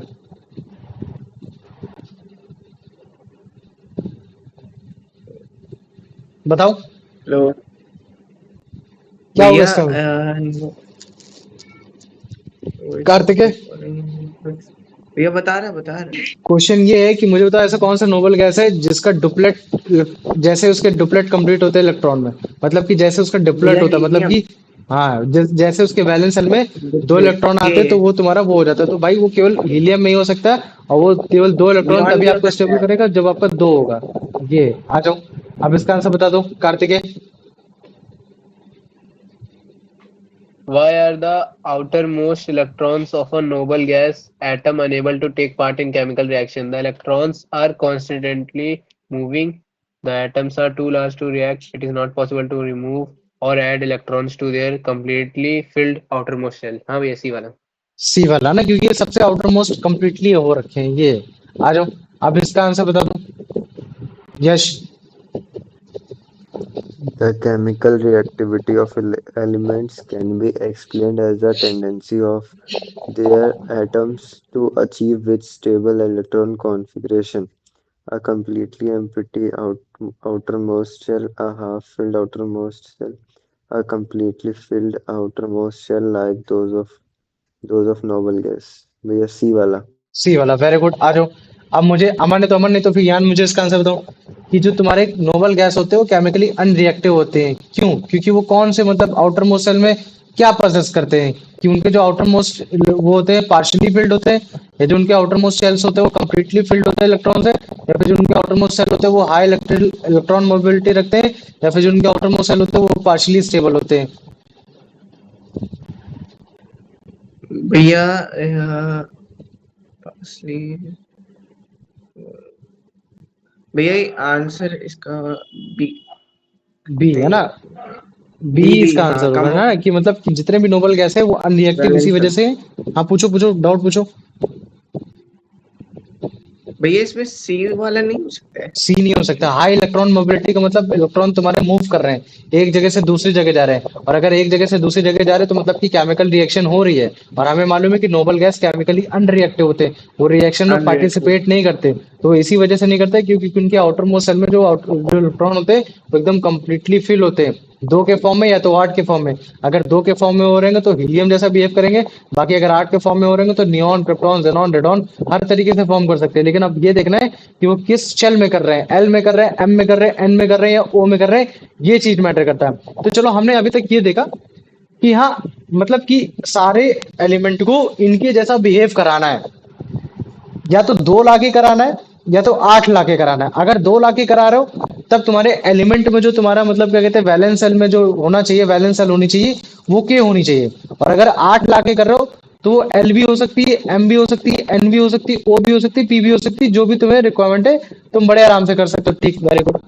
तो आप एक काम करते हैं, आप कुछ केमिकल कॉम्पोजिशन करते हैं या फिर केमिकल रिएक्शन करके देखते हैं और चेक करते हैं कि मतलब ये ऐसा होता है क्यों, ये फॉर्म क्यों होता है। तो हमें मालूम है कि कोई भी एटम अगर अपने आप को स्टेबल कर रहा है तो इसका मतलब है कि वो इस तरीके से मतलब क्या कहते हैं कि इलेक्ट्रॉनिक कन्फिग्रेशन करना चाह रहा है, या तो वो 2 के फॉर्म में करना चाह रहा है या तो वो 8 के फॉर्म में करना चाह रहा है। मतलब कि वो तुम्हारा इनर्ट गैस या फिर नोबल गैस जैसा बनना चाह रहा है। अब वो कैसे बनेगा, वो तभी बन सकता है या तो वो अपना इलेक्ट्रॉन देकर बनेगा, या तो वो अपना इलेक्ट्रॉन गेन करके बनेगा, या तो वो अपना इलेक्ट्रॉन शेयर करके बनेगा। मुझे मालूम है, समझ में नहीं आया, कोई बात नहीं। अभी जैसे मान लो कि मैं बात कर देता हूँ तुम्हारे सोडियम की बात कर देता हूँ। सोडियम ये तुम्हारा एक नॉर्मल एटम है। ये क्या है, तुम्हारा नॉर्मल एटम है, कोई भी इसमें चार्ज नहीं है ऊपर। चार्ज मतलब पॉजिटिव नेगेटिव, कोई भी चार्ज नहीं हो रखा, मतलब कि कोई भी आयन नहीं है। ठीक, वेरी गुड। तो भैया जो इसका एटॉमिक नंबर होता है कितना होता है, एटॉमिक नंबर होता है इसका 11 होता है। तो चलो आओ इसका इलेक्ट्रॉनिक कॉन्फ़िगरेशन करते हैं। इलेक्ट्रॉनिक कॉन्फ़िगरेशन मतलब के में कितने आएगा, एल में कितना आएगा, एम में कितना आएगा, एन में कितना आएगा, ओ में कितना आएगा, पी में कितना आएगा। तो मुझे मालूम है कि भैया के में मैक्सिमम कितने आ सकते हैं, 2 आ सकते हैं, तो 2 मैंने इधर कर दिया। तो जैसे ही मैं 2 इधर करूंगा तो माइनस करूंगा, कितना हो जाएगा तुम्हारा, कितना हो जाएगा तुम्हारा 10, तुम्हारा कितना बचेगा, 9 बचेगा। ठीक, वेरी गुड। अब मैंने देखा कि भैया एल में मैक्सिमम कितने आ सकते हैं, भैया 8 आ सकते हैं, तो इधर 8 माइनस करूंगा तो बचेगा कितना, 1 आ सकता है। और फिर एम में कितना बचा, मतलब 1 बचा। तो इसका मतलब है कि अगर मैं इसका इलेक्ट्रॉनिक कॉन्फ़िगरेशन कर रहा हूँ तो कितना आ रहा है, 2, 8 और 1 आ रहा है। तो मुझे बताओ इतना समझ में आ गया कि नहीं आ गया, इतना आ गया, आ गया भैया। आ गया ना। तो अगर मान लो कि इसका इलेक्ट्रॉनिक कॉन्फ़िगरेशन 2, 8, 1 आ रहा है कि मैक्सिमम इसने के का भी भर लिया, एल का भी भर लिया, एम का भरने जा रहा था, नहीं नहीं भर पाया।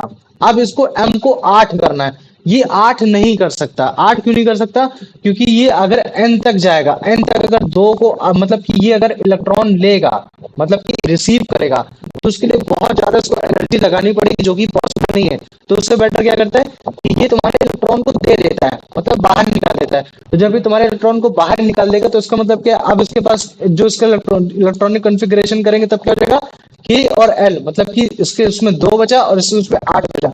अब अगर मैं इसके आउटर शेल देखता हूँ तो एल है, और अगर इसका मैं अगर देखता हूँ एटम देखता हूँ तो कितने इलेक्ट्रॉन देखता हूँ, वो कितने, वो तुम्हारे 8 है।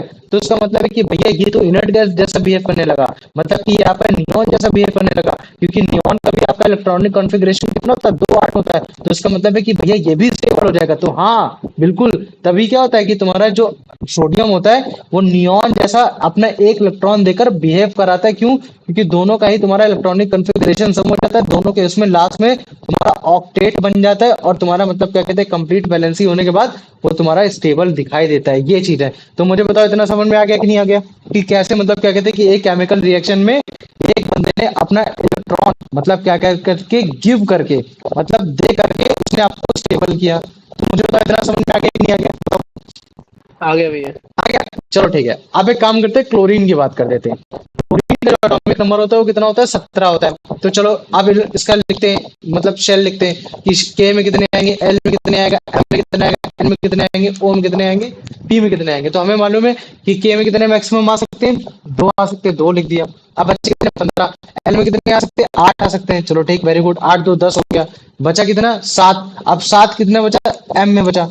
तो मुझे पता चल गया कि भैया क्लोरीन अगर एज अ नॉर्मल एटम है तो जो उसके जो वैलेंस शेल में जो आपको उसका जो वैलेंस शेल है वो एम है, और एम में 7 आ रहा है।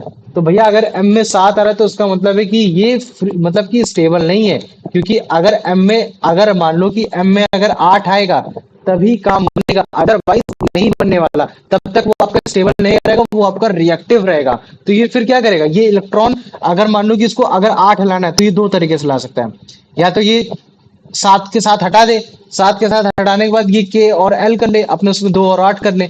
लेकिन ये पॉसिबल नहीं है, क्यों, क्योंकि बहुत ज्यादा एनर्जी इस्तेमाल हो जाएगी। रादर देन ये क्या करेगा, एक काम करते हैं, किसी एक का इलेक्ट्रॉन ले लेते हैं, जैसे उसका ये एक इलेक्ट्रॉन लेगा तो उसका फिर जो होगा क्या हो जाएगा, के एल और एम, मतलब कि 2 8 और 8। अगर 2 8 8 हो गया तो इसका मतलब है कि लास्ट के इसमें वैलेंस सेल में एम में इसका मतलब 8 आ रहा है, और लास्ट के एम में वैलेंस सेल में 8 किसका आता है तुम्हारा, भाई ऑब्वियस ही बात है ऑर्गन का आता है। तो मतलब कि इस समय जो क्लोरीन जो तुम्हारा बिहेव करेगा वो किसके कैसे करेगा, तुम्हारा ऑर्गन जैसा बिहेव करेगा।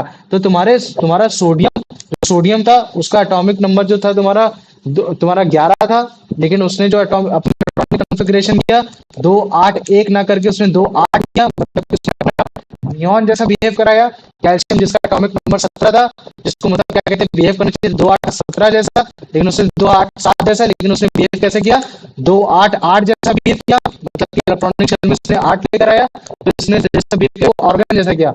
और ये नियॉन और ऑर्गन स्टेबल होते हैं, तो इसी वजह से ये अपने आप को इस तरीके से स्टेबल करने की कोशिश करते हैं। ये तो मुझे पता चलता कि हाँ, इलेक्ट्रॉन आपका देकर भी, मतलब कि आपका गिव करके भी, गेन करके भी आपका मतलब क्या कहते हैं स्टेबल हो सकता है। इसी तरीके से आपका शेयर भी हो सकता है, ये चीज है। लेकिन अगर मान लो कि कोई भी इलेक्ट्रॉन लेकर, मतलब कि गिव कर कर या टेक करके अगर मिल रहा है, तो वो जो तुम्हारा बनेगा, तो जो भी तुम्हारा मतलब क्या कहते हैं कंपाउंड बनेगा, उस कंपाउंड को मैं बोलूंगा आयोनिक कंपाउंड, क्योंकि इसमें आयन बन रहा है। आयन वो बाद में पता चलेगा, मतलब इसमें इलेक्ट्रॉन तुम्हारे जा रहे आ रहे, इस वजह से इसको हमने आयोनिक कंपाउंड बोल सकता हूँ। और अगर मान लो कि किसी उसमें अगर शेयर होकर हो रहा है, तो मैं बोल सकता हूँ कि हाँ वो तुम्हारा एक तरीके का कोवेलेंट कंपाउंड बनेगा, मतलब कि कोवेलेंट तुम्हारा कोवेलेंट कंपोजिशन बनेगा, कोवेलेंट कॉम्बिनेशन बनेगा, या फिर तुम्हारे कोवेलेंट बॉन्डिंग तुमको देखने को मिलेगी, ये चीज है।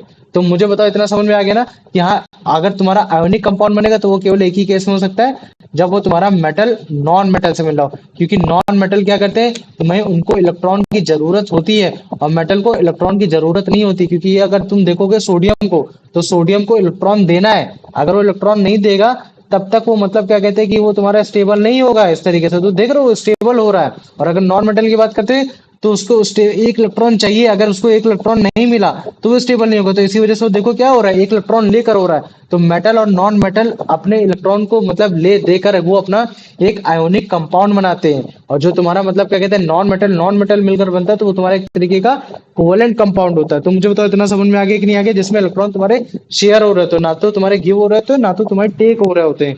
तो इतना बताओ इतना आ गया कि नहीं आ गया? आ गया भैया। आ गया, चलो ठीक है, आ जाओ। अब इसको देखो, ये चीज में जो मैं बता रहा हूँ, ठीक है, इसको देखो, यह चीज मैं बता रहा हूँ। अगर तुम देखोगे सोडियम को, तो अगर तुम सोडियम को देखो ध्यान से, ये जो सोडियम है, सोडियम का वैलेंस शेल देखो, वैलेंस शेल तुमको कितना दिख रहा है, कितने कितने इलेक्ट्रॉन दिख रहे हैं बताओ मुझे?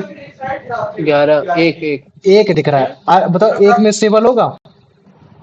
नहीं होगा भैया। नहीं होगा, तो मतलब कि इसको इसको हटाना पड़ेगा। तो ये क्या करेगा, अपना ये इलेक्ट्रॉन रिमूव कर देगा। तो अगर इसने रिमूव कर दिया, तो ये शेल कोई काम की रही फिर? नहीं रही। भैया। अब फिर कितनी शेल बची तुम्हारी? के बची, और कौन सी बची? एल बची। तो एल में L। अगर तुम देखोगे, तो एल में कितने इलेक्ट्रॉन है? 8 8 है। तो मतलब कि अब ये स्टेबल हो गया कि नहीं हो गया? हो गया भैया। हो गया ना। तो ये के और एल, के और एल, और अगर एल में अगर 8 इलेक्ट्रॉन लाके वो स्टेबल हो रहा है, तो वो किसके जैसा बिहेव करेगा फिर? वो आर्गन। नियॉन किसके जैसा बिहेव करेगा? सॉरी नियॉन नियॉन जैसा नियॉन। बिहेव करेगा ये। क्योंकि नियॉन का भी इलेक्ट्रॉनिक कॉन्फ़िगरेशन कितना होता है? 2 और 8 होता है। तो इसने मतलब क्या किया, वो इसने इलेक्ट्रॉन को दिया, है ना, क्या दिया? बाय मतलब लूज किया, एक तरीके से क्या किया इसने? लूज किया। तो इसने लूज करके अपने आप को स्टेबल करने की कोशिश की।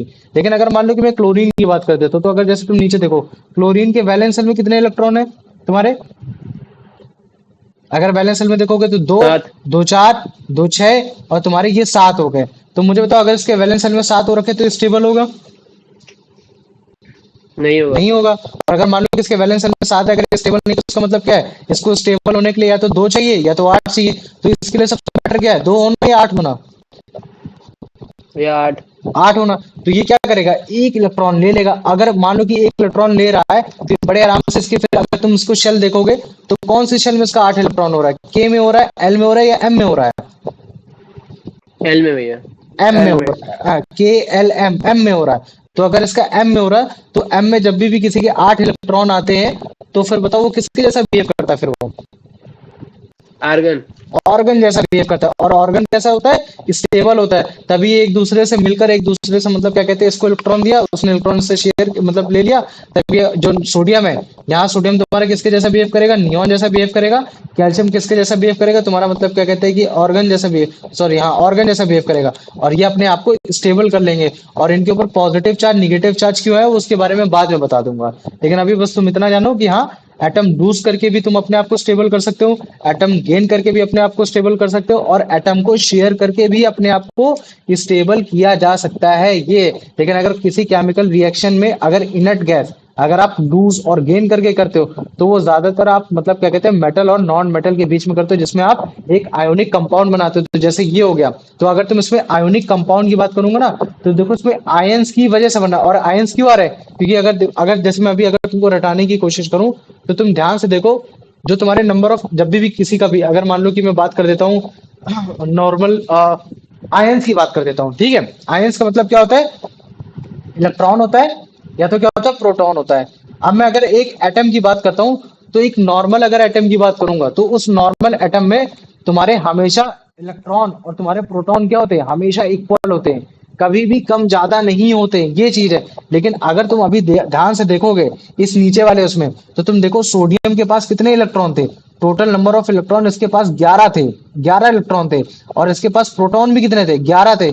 लेकिन अपने इसने स्टेबल करने की वजह से इसने क्या किया, इसने अपना एक इलेक्ट्रॉन दे दिया, और जब इसने अपना एक इलेक्ट्रॉन दे दिया तो अब इसके पास इलेक्ट्रॉन कितने बचे, केवल और केवल 10 बचे। और प्रोटॉन किसके पास कितने बचे, इसके पास प्रोटॉन बचे 11 बचे। तो इसके बाद मतलब कि किसके पास सबसे ज्यादा संख्या होगी, प्रोटॉन की ज्यादा संख्या होगी। कितनी ज्यादा संख्या होगी, एक ज्यादा होगी, इसी वजह से इसके ऊपर एक पॉजिटिव चार्ज आ गया, ये हो गया। ठीक ऐसे क्लोरीन हो गया, क्लोरीन के अगर तुम इलेक्ट्रॉन गिनोगे तो कितने, टोटल 17 इलेक्ट्रॉन है। इसका मतलब है कि भाई इसके प्रोटॉन भी 17 थे और इसके इलेक्ट्रॉन भी 17 थे, लेकिन इसने अपने आप को स्टेबल करने की वजह से क्या किया, इसने अपना एक इलेक्ट्रॉन ले लिया, एक्स्ट्रा ले लिया। तो मतलब प्रोटॉन तो 17 के 17 ही रहे, लेकिन इलेक्ट्रॉन कितने हो गए, 18 हो गए। तो कितना ज्यादा चार्ज हो गया, मतलब कि इलेक्ट्रॉन तुम्हारा दो एक ज्यादा चार्ज हो गया, इसी वजह से इलेक्ट्रॉन एक लगा दिया गया इधर। और मुझे मालूम है कि पॉजिटिव निगेटिव कैसा चार्ज होता है तुम्हारा, मतलब कि एक तरीके से तुम्हारा इलेक्ट्रोस्टैटिक फोर्स, मतलब कि तुम्हारा की एक तुम्हारा एक तरीके का कॉम्बिनेशन फोर्स होता है, आपस में एक दूसरे को कंबाइन करते हैं, इसी वजह से Na और Cl एक साथ जाके चपक गए, ये हो गया। और उस समय Na और Cl के साथ रिएक्ट क्यों नहीं कर रहा है, क्योंकि Na भैया आपका नियॉन जैसा काम कर रहा है, और आपका Cl कैसा रिएक्ट कर रहा है, जैसे आपका एक ऑर्गन हो रखा है, ये चीज है। तो इस तरीके से आपका केमिकल रिएक्टिविटी में आपके आयंस को चेक किया जाता है कि किसके ऊपर पॉजिटिव आ रहा है, किसके ऊपर निगेटिव आ रहा है। अब इसके बारे में और अच्छे से पता चल जाएगा, उसकी दिक्कत मत हो। लेकिन अगर मान लो कि मैं कोई केमिकल रिएक्शन बोलता हूँ जिसमें जो इलेक्ट्रॉनिक कॉन्फ़िगरेशन जो अचीव करके किया जा रहा है वो शेयर करके किया जा रहा है, तो वो तुम्हारा नॉन मेटल और नॉन मेटल के बीच में ही होता है। ये तो नॉन मेटल और नॉन मेटल किसके बीच में होगा, जैसे तुम्हारा हाइड्रोजन और ऑक्सीजन। फिर से देखो ध्यान से, है ना, हाइड्रोजन के उसमें एक इलेक्ट्रॉन घूम रहा है, तुम्हारे उसमें मतलब क्या कहते हैं, ऑक्सीजन को एक इलेक्ट्रॉन की जरूरत है, हाइड्रोजन को 2 चाहिए, ऑक्सीजन को 8 चाहिए। तो हाइड्रोजन अपने आप को बड़े आराम से उससे शेयर करके 2 बना ले रहा है, और तुम्हारा ऑक्सीजन भी अपने आप को कितना बना ले रहा है, तुम्हारा वो बना ले रहा है कुछ को। इसको अगर मुझे बनाना होगा तो मैं कुछ ऐसे बना सकता हूँ, हाइड्रोजन 1 इलेक्ट्रॉन, तुम्हारा ऑक्सीजन तुम्हारा ये हो गया, ये 6 और इसका 7वां इलेक्ट्रॉन। तो अगर तुम ध्यान से देखोगे तो हाइड्रोजन अपने 2 इलेक्ट्रॉन कंप्लीट करके बड़े आराम से मतलब क्या कहते हैं वो बना ले रहा है ना, बड़े आराम से मतलब क्या कहते हैं वो बना ले रहा, अपने शेल को कंप्लीट कर ले रहा, और ये हीलियम जैसा बिहेव कर रहा है। ठीक, अगर तुम ऑक्सीजन को देखोगे तो ऑक्सीजन भी अपना उससे 1 इलेक्ट्रॉन लेकर बड़े आराम से मतलब क्या कहते हैं 2 इलेक्ट्रॉन लेकर, मतलब 1 इलेक्ट्रॉन लेकर अपने आप को ऑक्सीजन जैसा मतलब क्या कहते हैं कि समाओ मतलब क्या कहते हैं कि तुम्हारा नियॉन जैसा बिहेव करा ले रहा है। ये है। तो तुम क्या देखने की कोशिश करो कि हाँ यार ये बड़े आराम से तुम्हारा ऑर्गन नियॉन ऑर्गन जैसा बिहेव करा ले रहा है। तो मतलब क्या है कि हाँ ये देखो ये आपस में मतलब इलेक्ट्रॉन शेयर करके बन रहे, लूज करके नहीं बन रहे कि हाँ एक इलेक्ट्रॉन उसने दे दिया, एक इलेक्ट्रॉन उसने ले लिया, इसमें आयन का फॉर्मेशन हो तब जाके वो तुम्हारा हुआ। तो मुझे बताओ इतना समझ में आ गया कि नहीं आ गया, या इसमें किसी को कोई डाउट आ गया ना? चलो ठीक है, देखो ये नीचे नीचे भी वही इसी चीज का फॉर्मेशन है कि देखो लास्ट में इसके 1 इलेक्ट्रॉन की जरूरत है, उसमें लास्ट में 1 इलेक्ट्रॉन की उसकी जरूरत है। H2 की बात हो रही है, हाइड्रोजन में कितने होते हैं लास्ट में वैलेंस इलेक्ट्रॉन, केवल 1 होता है। 1 मतलब अनस्टेबल है, या तो 2 करो या तो 8 करो। भैया 2 करना ज्यादा आसान है, 8 करना कठिन है, तो एक काम करो 2 कर लो। लेकिन ये 2 कैसे करता है, ये तुम्हारा इलेक्ट्रॉन तुम्हारा गिफ्ट नहीं करता, ना ही आपका टेक करता है, मतलब कि ना तो ये आपका लूज करता है, ना तो एक्सेप्ट करता है, ये क्या करता है शेयर करता है। तो शेयर किससे करेगा, उसी से कर लेगा जिसके लास्ट में इलेक्ट्रॉन में 1 की जरूरत होगी, है ना, जिसमें 1 की जरूरत होगी। तो जैसे मान लो Cl होता है, तो जैसे HCl हो जाता है, बड़े आराम से 1-1 कर लेते हैं। ये देखो इसको 1 की जरूरत थी तो 1 इधर भी हाइड्रोजन को भी जरूरत थी, तो बड़े आराम से कर लेगा। ठीक इसी तरीके से हाइड्रोजन, जैसे अगर 1 हाइड्रोजन को यहाँ जरूरत है तो एक इस तरीके से 1 हाइड्रोजन को यहाँ भी जरूरत है, तो ये क्या करेंगे आपस में एक दूसरे के इलेक्ट्रॉन लेकर मतलब क्या कहते हैं अपने आप को स्टेबल करने की कोशिश करेंगे। तो यही चीज यहाँ दिखाई जा रही थी। यहाँ देखो ये जो तुम्हारे इलेक्ट्रॉन है ये आपस में एक दूसरे से मतलब क्या कहते हैं कि शेयर करने के बाद मतलब क्या कहते हैं कि अपने आप को स्टेबल कर ले रहे हैं in the form of helium. तो ये देखो 1 इलेक्ट्रॉन इधर आया, 1 इलेक्ट्रॉन इधर आया, तो दोनों के पास 2-2 इलेक्ट्रॉन हो गए। अब दोनों के ये देख रहे हो ये वैलेंस शेल में 2-2 के पास 2-2 इलेक्ट्रॉन हुए। अगर तुम ध्यान से देखोगे तो उसको अगर मैं इसको पॉज कर लूं इधर तो अगर तुम पॉज करके तुम ध्यान से देखो, एक सेकंड इसको मैं इरेज करता हूँ। देखो इरेज करने पे क्या पता चल रहा है कि दोनों के वैलेंस शेल में कितने इलेक्ट्रॉन है बताओ।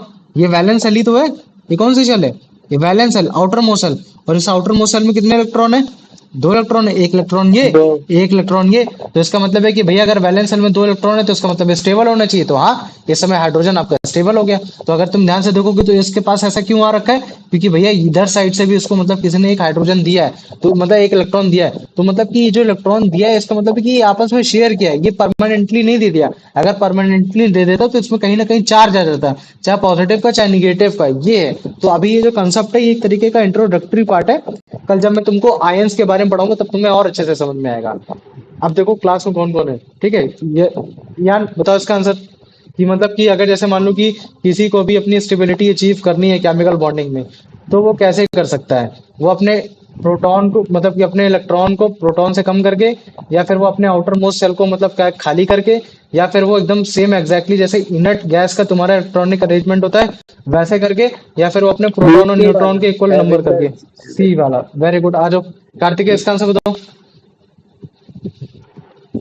Atoms combines with one another primarily to achieve what?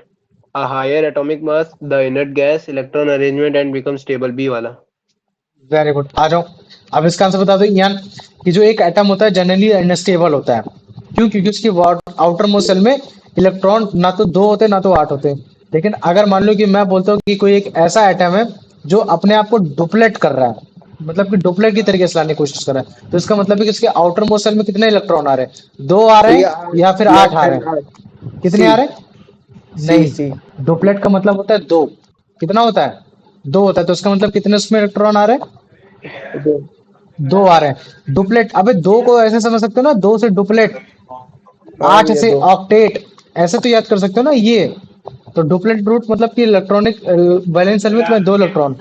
ये हो गया। आ जाओ कार्तिक इसका आंसर बताओ। भैया अर्पित भी आ गया.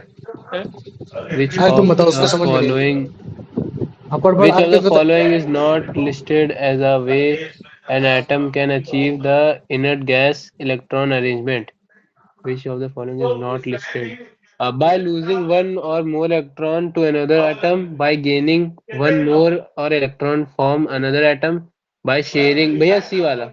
सी वाला, नहीं नॉट लिस्टेड लिखा है, नॉट भैया लिस्टेड। मतलब जैसे मतलब कि को किस तरीके से हम लोग इनर्ट गैस मतलब कि इनर्ट गैस का इलेक्ट्रॉनिक कॉन्फ़िगरेशन नहीं पा सकते हैं। तो हमें मालूम है कि किस किस तरीके से पा सकते हैं, या तो इलेक्ट्रॉन लूज करके, या तो इलेक्ट्रॉन या तो गेन गेन करके, करके. या शेयर करके। लेकिन हम कभी भी इस तरीके से नहीं पा सकते कि लॉ नोबल एटम से ही रिएक्ट करा के, है ना। तो यहाँ क्वेश्चन क्या बोले कि इनमें से ऐसा कौन सा मेथड है जिसके थ्रू हम लोग बड़े आराम से इलेक्ट्रॉनिक कॉन्फ़िगरेशन पा सकते हैं किसी भी मतलब नोबल गैस का। तो वो तुम या तो लूज करके करोगे, या तो गेन करके करोगे, या तो तुम शेयर करके करोगे। अगर लूज और गेन करके कर रहे हो तो फिर तो तुम मतलब क्या कहते हैं एक आयोनिक कंपाउंड बना रहे हो, जो कि खासकर मेटल और नॉन मेटल के बीच में होता है। और अगर आप शेयर करके कर रहे हो तो आप कोवेलेंट कंपाउंड बनाने की कोशिश करोगे, जो ज्यादातर आपका नॉन मेटल और नॉन मेटल के बीच में होता है। ये आ जाओ अब इसका आंसर बता दो यान, कि अगर मान लो कि कोई एटम है उसका इलेक्ट्रॉनिक कॉन्फ़िगरेशन, उसका जो नंबर ऑफ एटम्स है उसमें जो इलेक्ट्रॉन है वो 11 हो रखे हैं। तो अगर उसके हिसाब से इलेक्ट्रॉनिक कॉन्फ़िगरेशन किया जाएगा तो 2 8 1 आएगा। तो मतलब कि उसको अगर इलेक्ट्रॉनिक कॉन्फ़िगरेशन करके अगर उसको स्टेबल होना है, मतलब कि उसको इनर्ट गैस बनाना है, तो उसको क्या करना पड़ेगा, उसको 7 भैया इलेक्ट्रॉन बाय गेन करने लूजिंग वन पड़ेंगे, इलेक्ट्रॉन। या 1 इलेक्ट्रॉन लूज करना पड़ेगा, या 1 इलेक्ट्रॉन शेयर करना पड़ेगा, या उसको 11 इलेक्ट्रॉन लूज करने पड़ेंगे। भैया बी वाला बाय लूजिंग। वेरी गुड, है ना, 1 इलेक्ट्रॉन लूज करके कर लेगा। आ जाओ अब इसका आंसर बता दो। Chemical reactions that involve the lose and gain of electron or transfer of electrons to achieve the inert gas electron arrangement typically take place which two types of element? Metal and metal, non-metal and non-metal, metal and non-metal. We have metal and non-metal. Very good, है ना। अगर आप electron को loose करके gain करके अगर आप electronic configuration पा रहे हो नोबल गैस का, तो फिर तो आपने मेटल इस्तेमाल किया होगा और एक जगह आपने नॉन मेटल इस्तेमाल किया होगा। और इसी को हम लोग क्या बोलते थे, आयोनिक कंपाउंड बोलते थे। जब आयोनिक कंपाउंड जब तुम्हारा बनेगा, अगली क्लासेस में आयंस के बारे में समझोगे तब और अच्छे से समझ जाओगे। आओ अब यान मुझे इसका आंसर बता दो कि ऐसा कौन सा मैकेनिज्म है जिसके थ्रू आप इनर्ट गैस का इलेक्ट्रॉनिक कॉन्फ़िगरेशन पा सकते हो किसी भी 2 नॉन मेटल को मिला के। By the help of transfer of electron, या फिर आप इलेक्ट्रॉन को गेन और लूज करके, या फिर आप इलेक्ट्रॉन को शेयर करके, या फिर आप इनर्ट गैस से रिएक्शन करा के। भैया sharing of electron. Very good भाई यार, एकदम सही बताया। ठीक है, अब देखो कल से आज मैं तुम्हारे आयंस भी बता सकता हूँ, लेकिन तुम कंफ्यूज हो जाओगे। आज मतलब कंफ्यूज क्या हो जाओगे, थोड़ा बहुत तो समझ में आ ही जाएगा, लेकिन फिर भी कोई बात नहीं। अभी मैं पता है कुछ क्वेश्चन लिख दे रहा, ठीक है। पहले क्वेश्चन लिखता हूँ, what is ionic compound,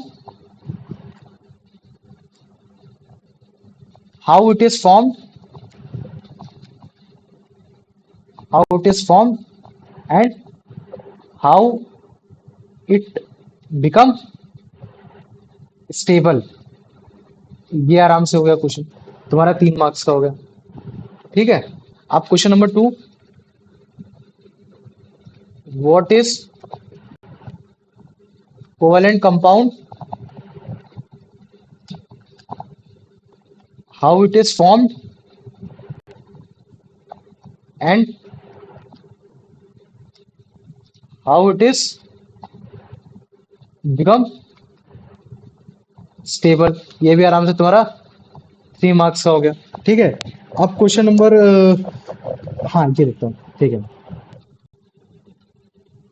what are noble gas, do they reactive, if not then why। ठीक, अब question number 4, what is the electronic configuration of noble gases, what are the similarities,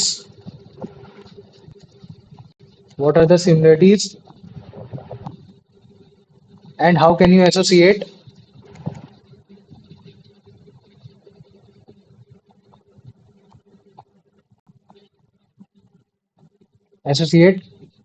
with their shell difference। ये आराम से हो गया, तुम्हारा 3 marks का है। ठीक है, normal atom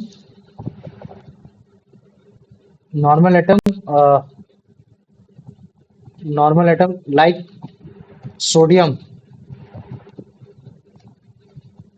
give electrons to achieve electronic configuration of noble gas, explain with the diagram ना। ये हो गया, तो मुझे बताओ इन तुम्हारे मतलब क्या कहते हैं, इन 5 क्वेश्चन में किसी को कोई डाउट है? जिसमें पहला क्वेश्चन मेरे को ये बताना है कि आयोनिक कंपाउंड क्या होता है, आयोनिक कंपाउंड कैसे बनता है, और वो तुम्हारा मतलब क्या कहते हैं कि स्टेबल क्यों होता है ना। ये चीज हो गया, स्टेबल कैसे हो सकता है, तो इसमें तुम एग्जांपल दे सकते हो। फिर अगर तुम दूसरा क्वेश्चन देखो, दूसरा क्वेश्चन क्या बोल रखा है कि मुझे बताओ कि कोवेलेंट कंपाउंड क्या होता है, और ये कैसे बनता है, और ये कैसे स्टेबल हो सकता है। ये चीज ये तुम बता दोगे कि हाँ भैया ये आपका इलेक्ट्रॉन का शेयर करके होता है, जैसे आपके हाइड्रोजन के 2 मॉलिक्यूल हो गए, है ना, HCl हो गया। अब अगर मानो कि मैं क्वेश्चन बोलता हूँ कि चलो मुझे बताओ कि जो नोबल गैस होती है ये रिएक्टिव होती है कि नहीं होती, और होती है तो क्यों नहीं होती, तो तुम बताओगे क्योंकि भैया इनके जो एटम्स होते हैं, इलेक्ट्रॉन्स होते हैं, ये शेयर नहीं होते, और जिसकी वजह से ना तो ये गिव होते हैं ना तो ये वो होते हैं टेक होते हैं, तो केमिकल रिएक्शन में इलेक्ट्रॉन का ही पार्टिसिपेशन होता है, तो जिसकी वजह से ये आपका रिएक्टिव नहीं होते। फिर चौथा नंबर क्वेश्चन है, फिर जिसमें तुम ये बताओगे कि इलेक्ट्रॉनिक कॉन्फ़िगरेशन क्या होता है नोबल गैसेस का, फिर मतलब क्या कहते हैं कि उनमें सिमिलरिटी क्या है, तो तुम बताओगे कि इनमें जो सिमिलरिटीज है वो ये है कि सबके बैलेंस इलेक्ट्रॉन शेल में मतलब क्या कहते हैं 8-8 आ रहे हैं, एक्सेप्ट तुम्हारा हीलियम के उसमें। तो अगर आप इनमें डिफरेंस भी क्या हो रखा है, तो तुम ये बोलोगे कि अगर किसी के बैलेंस शेल में अगर 2 इलेक्ट्रॉन आ रहे हैं तो वो हमेशा के शेल में ही होना चाहिए, और अगर किसी के उसमें 8 आ रहे हैं तो वो तुम्हारा मतलब क्या कहते हैं ऑर्गन जैसा बिहेव करेगा, नियॉन की जैसा बिहेव करेगा, क्रिप्टॉन की जैसा बिहेव करेगा।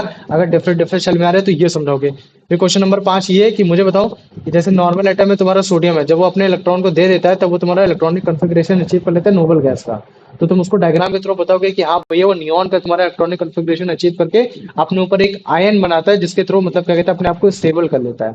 ये है। तो मुझे बताओ ये जो मैंने क्वेश्चन अभी जितने कराए 5 क्वेश्चन जो एकदम बेसिक सा मैंने बताया, इतना